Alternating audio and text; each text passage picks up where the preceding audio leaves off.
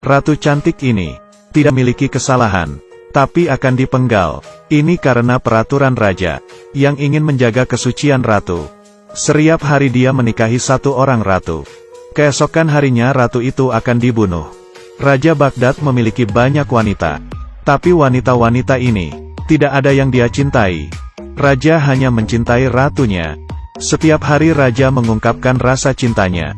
Pemerintahan yang hancur ini membuat Perdana Menterinya menjadi cemas. Demi masa depan negaranya, dia mengorbankan dirinya sendiri dengan berselingkuh dengan ratu. Mengetahui itu, raja sangat marah. Perdana Menteri memberi penjelasan, "Saya mengorbankan diri, membuktikan kepada raja, tidak ada cinta yang abadi. Dan lebih baik raja konsen kepada urusan negara." Kemudian, untuk membuat mereka tetap setia, raja cukup mengganti satu wanita setiap hari. Mendengar itu, raja pun menganggukkan kepala dan setuju dengan saran Perdana Menteri. Raja pun berencana menikahi putri Perdana Menteri. Ternyata badut itu adalah Perdana Menteri sendiri. Saat dia sedang khawatir, tiba-tiba saja di jalan dia melihat ada perdagangan budak. Dia pun melihat budak itu dengan teliti. Raja pasti akan menyukai wanita ini. Perdana Menteri membeli wanita itu dengan harga tinggi dan menjadikan wanita itu putri angkatnya, menggantikan putri kandungnya menjadi seorang ratu. Zada melompat sepanjang malam, tapi tidak ada yang terjadi antara dia dan raja. Dia bukanlah wanita sembarangan. Keesokan harinya sesuai rencana, pengawal ingin memenggal kepala Zada. Zada baru menyadari, dia dijebak oleh Perdana Menteri. Dia mengancam Perdana Menteri, "Cepat lepaskan saya, kalau tidak, masalah identitas saya akan saya bocorkan." Akhirnya Perdana Menteri mengembalikan Zada pada pedagang itu. Zada mengambil satu buah cincin. Aladin yang sedang duduk di jalan berniat membelinya. Demi menghindari kejaran pengawal, Zada mengikuti Aladin pulang ke rumah. Siapa sangka Aladin yang duduk di atas tumpukan sampah tidak pernah makan. Dengan pikiran dia akan kenyang, Zada mencari makanan di tempat sampah. Dia menemukan sesuatu yang dapat dijual. Dia melihat sebuah teko ajaib, kemudian menggosoknya agar bersih, dan menukarkan dengan uang. Tiba-tiba teko itu mengeluarkan api. Seseorang yang memakai jas turun dari atas langit. Dia berkata mulai sekarang Zada adalah majikannya. Dia adalah jin, dia dapat mengabulkan semua keinginan Zada. Zada langsung meminta apa yang dia inginkan. "Saya ingin makan kaviar abalon." Jin pun berkata kepadanya, "Kekuatanku ada batasnya, hanya dapat mengabulkan apa yang ada di dalam teko." Zada pun akhirnya hanya meminta secangkir teh. Lalu jin memberikan dia seteko teh, dan juga sepotong kue coklat. Zada dan Aladin menikmati makan malam mereka. Keesokan harinya saat Zada bangun, dia ditangkap oleh pengawal. Zada meminta Aladin menggosok teko ajaib itu. Teko itu mengeluarkan asap dan membuatnya kaget. Aladin mengendari sebuah motor dan menyelamatkan Zada. Mereka pun terdampar di gurun pasir. Aladin memutuskan untuk tinggal di gurun. Dia ingin menjadi seorang filosof. Dan Zada akhirnya kesepian. Raja merasa ada yang aneh. Agar tidak ada yang mengkhianatinya, dia bersumpah kepada langit. Tiap hari dia akan menikahi seorang ratu. Lalu besoknya ratu itu akan dibunuh. Dengan begitu dia dapat menikah lagi. Zada mencoba melarikan diri, agar raja tidak dapat menikah lagi. Raja meminta pengawal mencari Zada. Takut Zada akan kabur lagi. Raja mengurungnya. Zada kembali menggosok tekonya. Tiba-tiba sebuah pesawat datang. Dan Zada berhasil selamat. Tidak disangka dalam perjalanan pesawat itu kehabisan minyak. Zada melompat ke bawah. Jatuh di pelukan seorang kakek.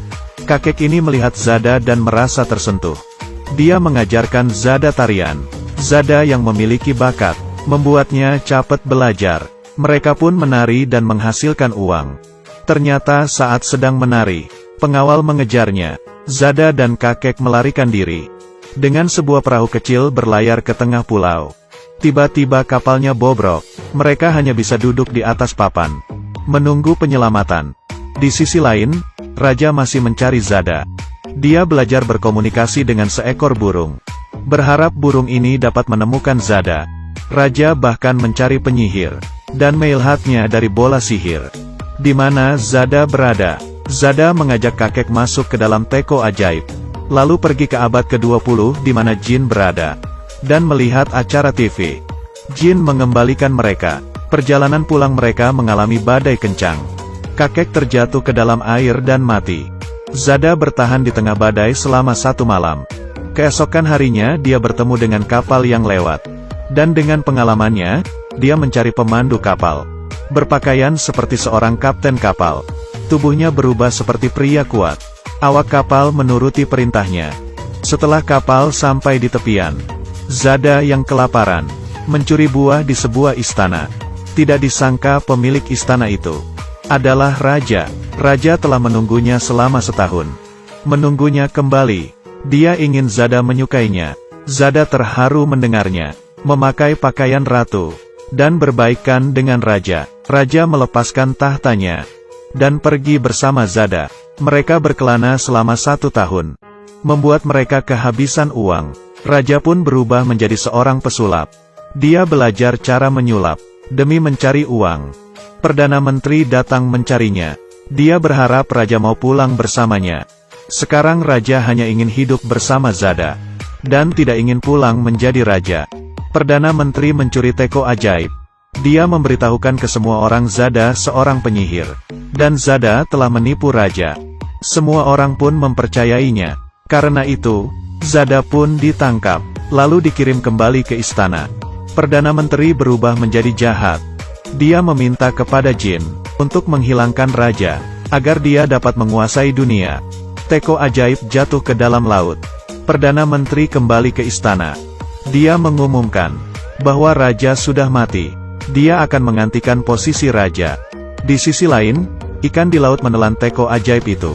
Kemudian seseorang menangkap ikan itu. Setelah ikan itu dipotong perutnya, teko ajaib itu dibuang. Kemudian seekor burung membawanya ke sarang.